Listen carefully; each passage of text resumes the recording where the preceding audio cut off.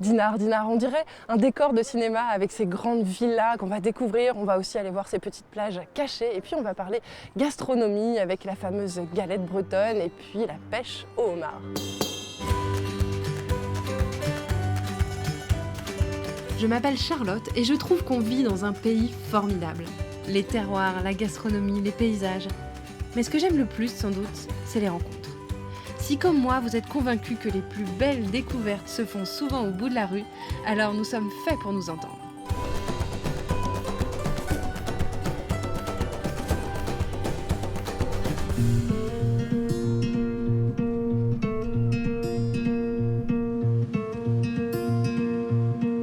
Qu'est-ce que vous pensez de ce décor? C'est plutôt sympathique pour commencer une balade, non?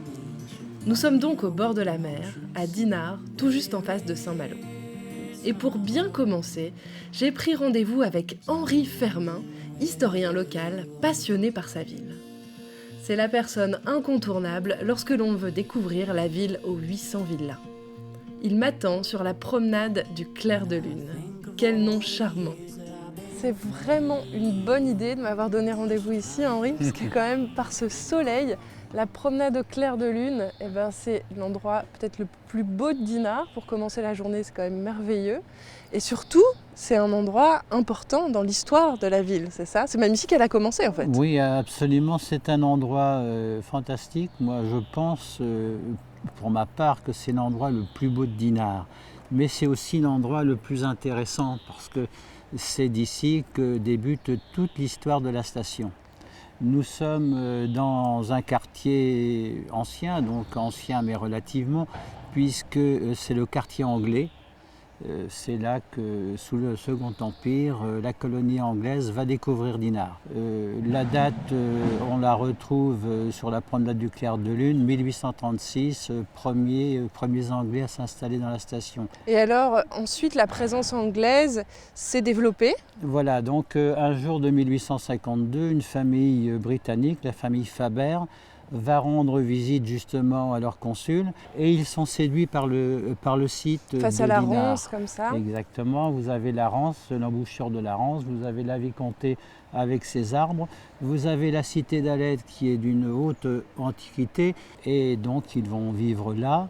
Ils vont, amener autour d'eux toute une colonie anglaise, anglo-américaine qui va se développer au fil du temps.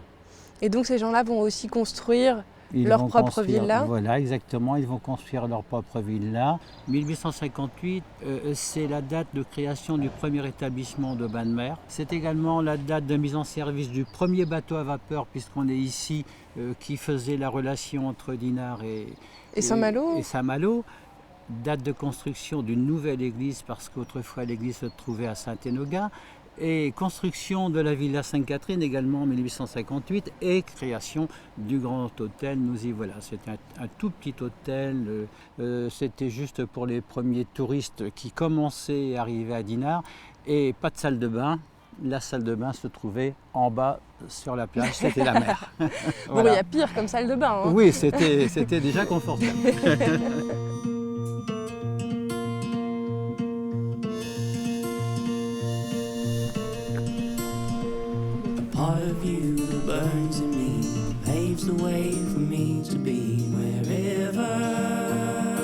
Cette villa, elle est assez étonnante, elle a des créneaux.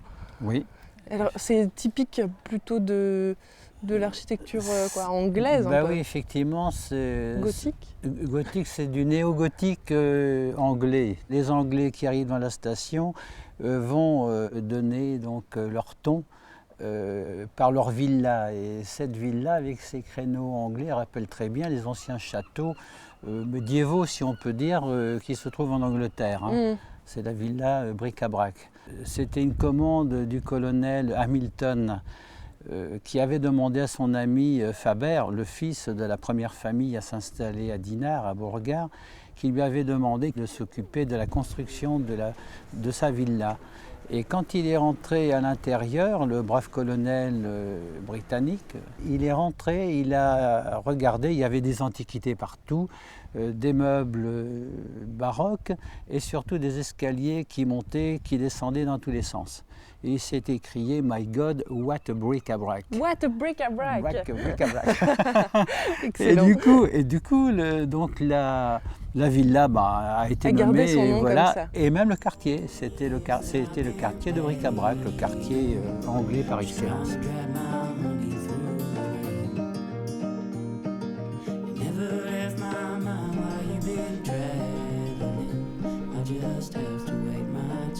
Alors cette écluse, elle est là en fait, c'est ça? Oui, alors l'origine de la plage de l'Écluse, on l'a recherchée pendant longtemps, personne ne connaissait exactement.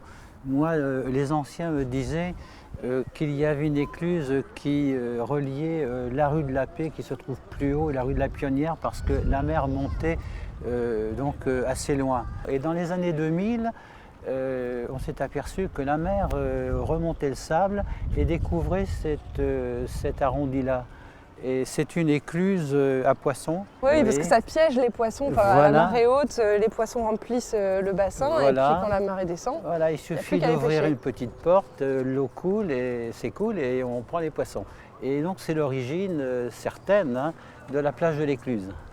Et cette plage de l'Écluse, elle est aussi connue parce que c'est ici qu'on trouve le casino, le palais du festival, Oui, festival de Dinard, oui, qui est exactement. important. Très important pour la station. Quel que soit le moment de la journée, c'est vraiment le lieu où on peut venir se balader en famille le soir. Bah oui, c'est le lieu de rencontre. Déjà sur la plage, c'est très agréable en plein été. La promenade est très bien aménagée. Elle a été aménagée en 1911. La pointe qui est juste derrière nous, ça s'appelle la Malouine, c'est la pointe de la Malouine parce qu'elle fait face à Saint-Malo. En 1944, les Américains qui veulent reconquérir Saint-Malo bombardent la côte et ces trois villas modernes qu'on voit ici étaient occupées à cette époque-là par une villa qui s'appelait la Villa La Malouine, qui était la propriété du duc d'Audifray-Pasquier, le président du Sénat, qui avait construit ça dans les années 1866, donc va être démoli. Henri, on vient d'avoir avec vous un premier aperçu de l'histoire de Dinard, de la façon dont ça s'est construit, développé avec le temps. Si on veut en savoir plus, on peut se référer à vos livres. Alors votre nom c'est Henri Fermin, donc combien, une quarantaine, c'est ça? Une quarantaine de livres à peu près, oui. Sur l'histoire de Dinard. Oui, mais il y en a encore beaucoup en gestation. Il y en a encore une dizaine à venir, déjà dans les 2 ou 3 ans qui vont venir. Bon, bah alors restez attentifs. En tout cas, donc, à Dinard, l'historien local, c'est Henri. Et si vous souhaitez retrouver les livres d'Henri et plus d'informations sur Dinard, rendez-vous sur notre site internet terredefrance.tv. Après la plage de l'Écluse, on continue la promenade quelques mètres plus loin vers la pointe du Moulinet. Ici, on a une formidable vue sur Dinard, sa plage, ses villas et de l'autre côté, Saint-Malo. Je suis là pour rencontrer Daniel avec qui on va évoquer son activité favorite, la pêche à pied. Je suis un retraité heureux, je n'ai plus rien à faire, m'occuper de ma famille, mes petites filles et puis la pêche à pied. Alors aujourd'hui, malheureusement, on ne tombe pas bien parce que c'est un tout petit coefficient. Voilà. Alors, la pêche se pratique aux grandes marées. Alors, on parle souvent des marées d'équinoxe qui ont lieu en mars et en septembre. Et il faut des marées avec des coefficients d'un peu plus de 100, 108, 109, 110, 111. Et ensuite, on parle de hauteur d'eau. Alors, vous savez ici qu'on est dans un endroit, le plus fort marnage d'Europe pratiquement. Donc, on atteint combien de mètres à peu près? Pas tout à fait 14 mètres. Et c'est pour ça d'ailleurs que l'EDF, il y a quelques années, enfin pas mal d'années, le barrage de la Rance. A installé l'usine marémotrice de la Rance. Voilà. Alors, moi, qu'est-ce que je pêche? Je pêche tout. C'est des coquillages comme les ormeaux. Alors, ça se prend beaucoup plus l'hiver, dans les marées d'hiver. Ouais. Voilà. Et c'est très joli, hein, le coquillage est nacré comme ça. C'est très beau, c'est assez caoutchouteux, mais quand vous enlevez, si vous voulez, l'animal pour le manger, le déguster, eh bien vous avez une nacre assez formidable. Ouais. On a des ormeaux, mais on a aussi des homards. Alors, on y va avec quelques amis. Ben, c'est simple, vous mettez des bottes, si vous voulez, vous vous couvrez d'un peu, parce que des fois il ne fait pas très chaud, et vous allez au bas de l'eau. Alors vous êtes muni d'un crochet, vous allez dans des failles, il y a des trous, et c'est bien sûr, comme on connaît notre endroit, on connaît Les coins, ça c'est normal, on connaît notre territoire si vous voulez. Alors moi je prends les homards souvent sous des cailloux que j'ai peut-être du mal à soulever tout seul.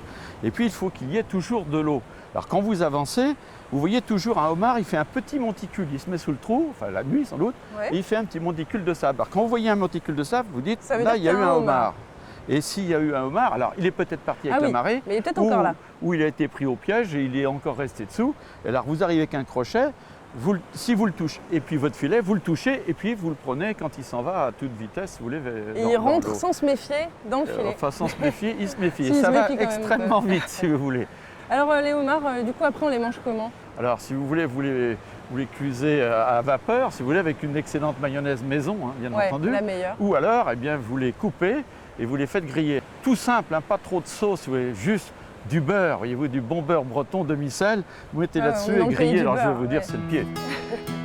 Vous le savez, dans Terre de France, dès qu'on parle terroir, on en vient très rapidement à la gastronomie.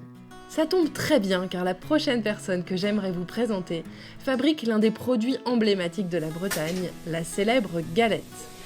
Quand j'arrive, la production est déjà lancée et il y a une délicieuse odeur de sarrasin. Bonjour Rodolphe. Bonjour Charlotte. Alors je te retrouve, tu es déjà au travail. Eh oui. Alors, production de la galette, de sarrasin. Alors comment ça se passe ici? Alors, comment s'appelle ce manège? En fait, on l'appelle manège à galette, tout simplement, ou carrousel. Ça dépend des régions. Ici, on dit manège à galette. Et donc, je tourne la pâte descend automatiquement. Et donc vous êtes deux, parce que donc, toi tu enduis les plaques de pâte. Voilà, quand il s'agit de galette à emporter, en fait, il faut la cuire des deux côtés. Et c'est ce que fait Eric de l'autre côté du manège. Alors ton entreprise, ça s'appelle Maître Sarrasin. C'est ça. C'est ça. Et donc tu t'es installé il n'y a pas très longtemps à Dinard. Et tu fournis quoi, les restaurants Les restaurants et les dépositaires. Ici, la galette, c'est le vendredi. Ah d'accord. C'est vraiment une tradition locale. Et donc tous les points de vente, style boulangerie, charcuterie, boucherie, proposent de la galette à emporter. Donc je fabrique à la fois pour vendre à partir d'ici, c'est mon point de vente, mais je fabrique également pour les dépositaires en ville. Alors ce que je trouve génial, c'est qu'en fait, n'importe qui est présent à Dinard le matin, donc d'ailleurs sachez-le, peut rentrer et venir te voir produire. Voilà, tout à fait. En fait, je produis de 7h à 10h le matin, grosso modo. C'était l'idée de l'établissement, c'est de montrer aux gens une particularité, parce que c'est quelque chose qu'on ne voit pas régulièrement. Là, on le voit, c'est compliqué de faire de la vente en même temps, donc je précise aux gens qu'ils peuvent venir voir, mais que par contre, je ne peux pas vendre avant 10h. Alors moi, je vous conseille vraiment de venir voir, parce qu'en plus, c'est très apaisant. Enfin, moi, je trouve que de voir ce petit manège tourner... Tout est rond, les biliques sont ronds, le geste est rond, le manège tourne, et c'est vrai que c'est un geste qui est... Ça remplace une séance de yoga le matin. Absolument, ça vide bien la tête. Et on est dans l'esprit très naturel, on a une graine qui est vraiment rustique, hein, le sarrasin à la base c'est quand même plus rustique en Bretagne, on ne peut pas trouver. Et c'est vraiment la production d'ici, hein, c'est ça? Oui, tout à fait. Ma graine de sarrasin est produite entre Rennes et Pleuhermel. Et le moulin avec lequel je travaille, que j'ai choisi en fait, est situé à Pleuhermel. Et on fait partie, lui et moi, de l'association Bretagne Tradition Blé Noir. Donc ça suppose une authenticité à la fois dans la culture et dans le traitement de la graine après et la fabrication de la farine. Bon, ça y est, Charlotte, on a terminé la production du jour. Je te propose de goûter une galette encore fumante. Volontiers. Alors tu feras attention, c'est un peu chaud. Alors là, elle est nature. Normalement, en Bretagne, on la garnit un peu. On la garnit. Je te propose de faire le test du goût, parce qu'elle est assez salée. Alors, normalement, tu vas trouver le fameux sarrasin breton. Alors, le sarrasin, j'ai découvert, on appelle ça souvent le blé noir, oui. En fait, c'est pas du tout du blé. C'est pas du blé, non, c'est pas une céréale, ça appartient à la famille des polygonacées. Et donc, en fait, il s'appelle le blé noir parce qu'on l'a utilisé historiquement en Bretagne comme du blé. On a toutes les préparations culinaires remplacé la farine de froment ou de blé. Et donc c'est un mal nommé blé noir parce qu'en fait, le sarrasin a la particularité, contrairement aux céréales, à ne contenir aucun gluten. Oui, ce qui fait que donc, les personnes qui sont intolérantes peuvent manger autant qu'elles veulent. Absolument, c'est un produit, c'est une graine qui est très très saine, riche en protéines. En plus, on va pouvoir l'agrémenter de tout ce qu'on veut, puisque la galette, ça va vraiment avec tout. On connaît la complète avec les œufs, le fromage et le jambon, mais on peut y mettre du poisson, des crustacés, on peut y mettre toutes sortes de charcuteries, de fromages. Toi, tu la préfères comment? Alors, la vraie galette, pour moi, c'est la complète, œufs, jambon, fromage. C'est la traditionnelle. De plus en plus, on prend la galette également pour le dessert, avec du chocolat, du miel citron. Même pâte, même pâte, c'est la même galette. Du sucré. Mais on va l'utiliser en dessert. C'est vrai que le mariage doit être plutôt sympa. Ouais.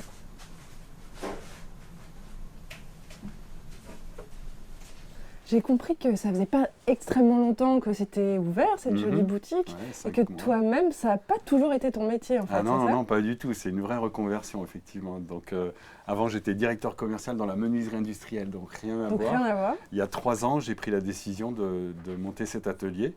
Et donc, ça m'a pris 3 ans, à la fois en formation, en création du projet, en recherche du lieu.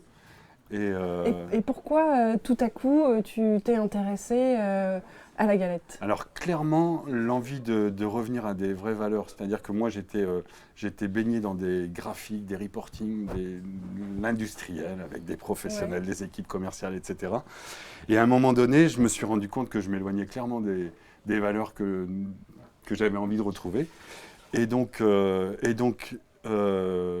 de façon anecdotique, je suis allé un jour acheter de la galette dans un atelier et j'ai dit, ce truc-là, c'est très nature, c'est très authentique. Et donc j'ai dit, je vais faire, si un jour je crée mon entreprise, je ferai exactement ça. Et ça, c'était il y a combien de temps? Ça, c'était il y a 10 ans. Ah oui. Et donc, tu as gardé cette idée-là dans la tête, et puis un jour... Elle a mûri, et puis 6 ans après, j'ai décidé de tout plaquer et de monter ce projet. En fait, tu t'es de pas très loin d'ici, hein, c'est ça? Alors moi, je suis de Saint-Malo. Je suis né à Saint-Malo, et donc on est à 6 km à vol d'oiseau. Et donc on a choisi Dinard parce que le cadre, parce que Dinard, quoi. Alors, j'ai une dernière question à te poser qui m'intrigue un petit peu depuis que je suis arrivée. C'est, voilà, tu parles de galette. Certaines personnes parlent de crêpes. Alors, c'est quoi le bon mot? Ici, en Ille-et-Vilaine, on distingue clairement la galette de la crêpe. La crêpe, c'est sucré, la galette, c'est salé. Mais c'est un vrai débat depuis des années. Ça revient régulièrement, notamment à la Chandeleur. En fait, que ce soit du froment ou du sarrasin, dans les autres régions, Morbihan, Finistère, Côte d'Armor, on va parler de crêpes. Crêpes salées, crêpes sucrées. Crêpes de blé noir, crêpes de sarrasin et crêpes de froment. Et toi, tu fais aussi un peu des crêpes? Oui, tout à fait, parce que c'est indissociable. Je veux dire, un repas classique, c'est une galette au beurre, une galette complète et une crêpe en dessert. Ça va de soi. Ici, je ne vois pas les gens venir acheter simplement de la galette sans repartir avec des crêpes. Donc vous avez retenu 2 galettes, une crêpe, un bon repas. Absolument. Merci Rodolphe. Merci beaucoup. Si vous souhaitez faire un repas typiquement breton à la maison, maintenant, vous connaissez le menu. Avant de repartir de Dinard, j'ai une dernière rencontre à vous proposer.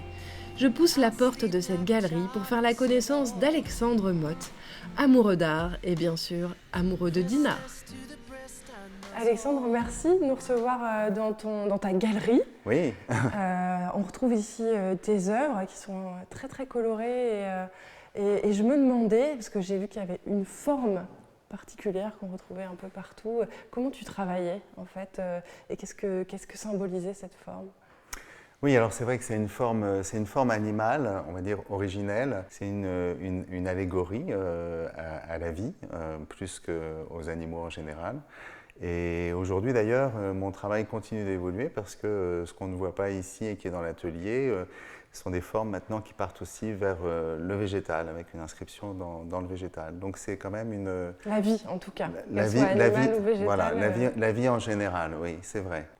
Et alors, travailler à Dinard, est-ce qu'il y a une ambiance particulière, il y a une lumière particulière? Est-ce que ça a une influence sur ton travail d'artiste? Alors tu as raison, parce que c'est vrai que, bon, il y a longtemps que je suis établi sur Dinard, il y a longtemps je faisais pas mal de peintures de bord de mer, ça me plaisait, j'étais bien évidemment sensible au paysage avec ces lumières qui sont toujours ici très changeantes, parce qu'en fonction de l'éclairage et en fonction des marées. Mais malgré tout, il y a une influence indéniable par le fait que tous les matins, je commence ma journée avec une promenade, c'est un rituel, et tous les matins, je vais me baigner, quel que soit le jour de l'année. Ah ouais. Voilà, et je suis donc dans les éléments, en quelque sorte, et je suis convaincu que ça participe à mon travail, parce que finalement, ça me régénère, et puis quand je reviens après à l'atelier, voilà, j'ai les yeux, je suis tout à fait disposé à pouvoir m'engager dans mon travail. Oui, on parlait de vie, là, en l'occurrence, tu reconnectes tous les matins avec la vie. C'est vrai que je suis peut-être d'un tempérament un peu anxieux, alors se confronter comme ça à la froideur de la mer le matin, surtout en hiver, je peux te dire que ça te réveille bien. Et après, on a un autre regard sur la vie. Et souvent, je me dis que je suis vraiment un privilégié par rapport à ça. Et alors, tu n'es pas le seul artiste à travailler ici. Et d'ailleurs, je crois que tu as créé une association qui regroupe des artistes qui ont envie aussi de faire vivre la ville ensemble. Oui, complètement. En fait, ce qui se passe, c'est que sur Dinard, il y a une vingtaine de galeries et ateliers d'artistes. Et c'est vrai qu'il y a 19 ans, on a commencé à organiser un événement qui est une soirée porte ouverte des galeries et ateliers d'artistes qui a lieu tous les 11 août. Donc on a fait un néologisme autour du nom du 11 août, donc avec le verbe zouter. Et on vient zouter à Dinard, donc on vient participer à cette soirée qui est très festive. Les gens aiment beaucoup parce que ça leur permet de rentrer dans les galeries en famille, entre amis, ce qu'ils ne font pas forcément tous les jours. Et puis, on a donc, autour de cet événement, construit une association qui s'appelle l'Association Art Dinard, qui représente les galeries et les ateliers d'artistes de la ville. Alors moi, j'ai levé la tête dans cet endroit très lumineux et je me suis dit, j'aimerais bien que tu me parles du très grand tableau qui est là-haut. Est-ce qu'on peut monter le voir de plus près? Bien sûr, oui, volontiers. Merci. Déjà, est-ce qu'il a un titre? Oui, alors son titre, c'est Les faunes coralliens. D'accord. Donc voilà, l'idée, c'est un peu de reprendre le récif corallien avec cette idée cette notion de microsystème dans lequel la vie prolifère parce que protégée. Et c'est vrai que bon, c'est tristement d'actualité puisque j'entendais encore très récemment toutes les inquiétudes qu'on peut avoir par rapport aux barrières coralliennes aujourd'hui avec la montée des eaux et puis l'acidité des océans. Donc c'est vrai que lorsque j'ai fait ce tableau, qui a 2 ans maintenant, j'étais sensible à la cause et je me rends compte à quel point elle devient... Elle est encore plus d'actualité aujourd'hui, oui. Tout à fait. Alors tu nous as parlé de ta relation particulière avec Dinard, du fait que c'était une ville qui te ressourçait aussi le matin. Est-ce que tu accepterais de nous montrer un de tes coins favoris ou un endroit où tu aimes aller? Alors très volontiers, et pour ça, j'aimerais bien vous emmener. C'est un endroit qui s'appelle La Vicomté, donc ça fait partie de Dinard. C'est aussi un paysage de mon enfance, je vous expliquerai pourquoi.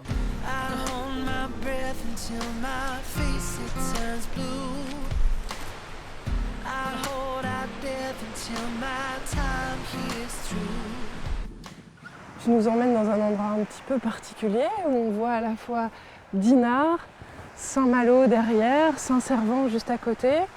Est-ce que c'est un endroit qui a un nom? Oui, alors ici on est sur la rotonde de Brise-Moulin, qui est une propriété qui est un peu au-dessus, là, avec son jardin.